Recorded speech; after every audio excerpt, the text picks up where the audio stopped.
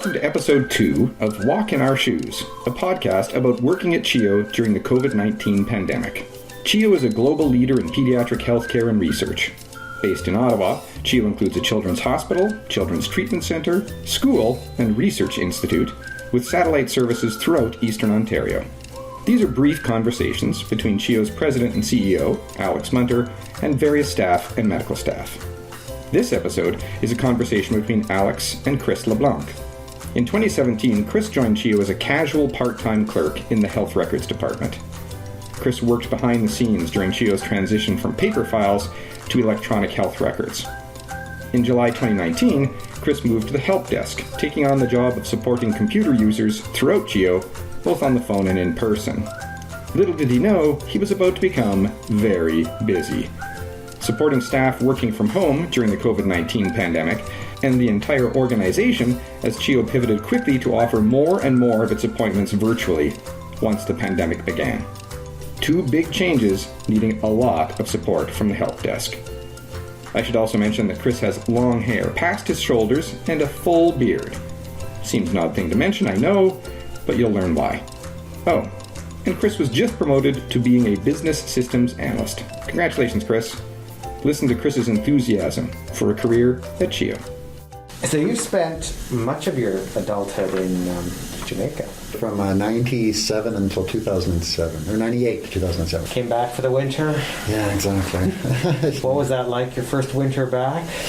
It was actually difficult sleeping under sheets again because I'm not used to just having a simple sheet at the most over me in Jamaica because it's too warm for blankets or things, but then it's too cold here to not have a blanket. So computers, lifelong interest in computers? And Yes, yeah. Yeah, that's always been there since the Tandy 1000 and Commodore 64 back in the 80s. So that hobby of building computers has turned, all these years later, into a pretty handy skill if you're going to be on the ISIT help desk. That's right, and figuring out what are the how to solve the problems that users have when they call the help desk, and to have that experience behind definitely helps. What did you learn about a children's hospital that you might not have assumed, or that you might have assumed? I don't know.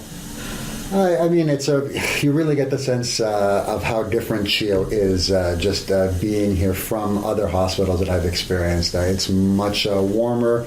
I find it extremely friendly and very supportive staff. And we're all here looking out for children, obviously. Or the angels of humanity. So yeah, I was always very happy to be able to say I work here at CHEO in the positive environment we have. And what's the best part of the job?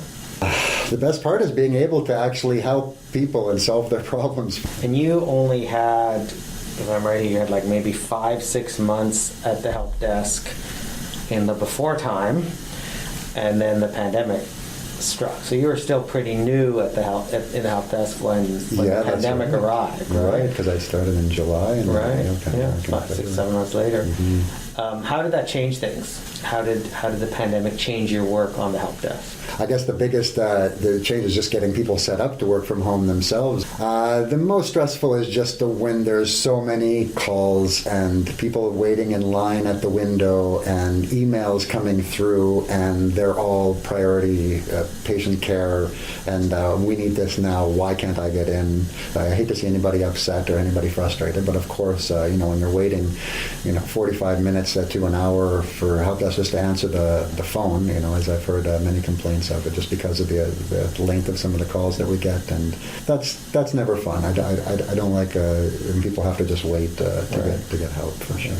And I hear you had a bit of a hairy experience. Yeah, down in the merge.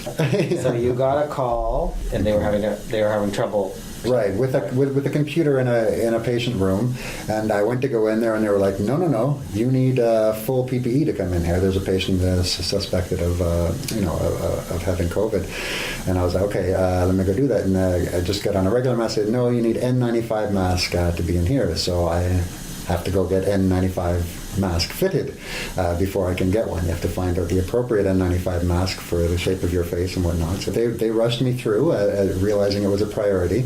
But I had full face of facial hair that I had never shaved in my whole life. So they said there's no way that a N95 mask can be fitted with that facial hair. So I'd have to shave it off before I could continue. So I went to Emerge, asked if they have any razors there, and they had some old cheap plastic razors, a disposable kit. And that was my first real experience shaving. In order to respond to an urgent computer issue in the emergency department, you took up shaving again after 30 years. Right. Wow, now that's commitment. Did you fix the computer? I went back there and they said, there's nothing wrong with this computer. They don't know why I did that at all. And I looked and there was nothing wrong with it. So there you go. You lost your beard over a problem that solved itself. That solved itself. Feels like a metaphor for something. How often does that happen? At least 2 or 3 calls a day. Oh, wow. It works surprisingly well as soon as they actually reach the help desk. But up to we actually took the call, they keep trying and they're getting all these error messages. But computers tend to behave themselves and they realize they're not going to be able to get away with it. It's the psychology of computers.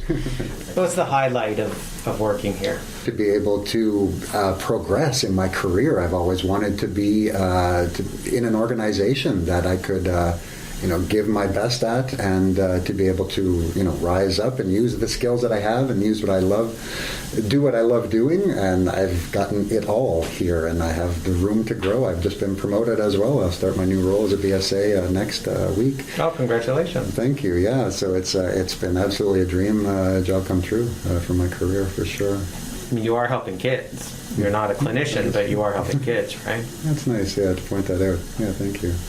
I guess we all are. I mean, that's what we're here for, as this one team that we're on. Just pretty grateful for that.